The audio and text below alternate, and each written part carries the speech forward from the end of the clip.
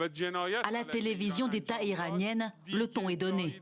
Les États-Unis ont commis un crime en violant l'espace aérien iranien. Cela n'a pas sa place ici. Monsieur Donald Trump, vous avez commencé cette guerre et nous la finirons. Et la réponse ne s'est pas fait attendre. Ce dimanche au petit matin, plusieurs frappes iraniennes ont réussi à passer le dôme de fer et toucher des immeubles près de Tel Aviv.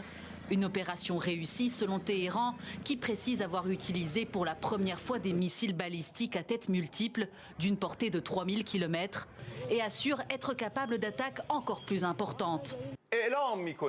Les principales capacités opérationnelles des forces armées de la République islamique d'Iran n'ont pas encore été utilisées dans notre guerre de défense sacrée. Autre menace brandie par Téhéran, la fermeture du détroit d'Ormuz, point stratégique de la production mondiale de pétrole. 20 millions de barils provenant d'Arabie Saoudite, des Émirats Arabes Unis, du Koweït, Qatar et du Bahreïn transitent chaque jour par ce passage. Le Parlement iranien vient de voter la mesure qui plongerait les marchés financiers dans l'incertitude. Ces mesures sont soutenues par de nombreux Iraniens. À Téhéran, les habitants dénoncent un chantage mené par les États-Unis en marge des négociations sur le programme nucléaire du pays. Leur objectif, c'est d'obtenir des concessions.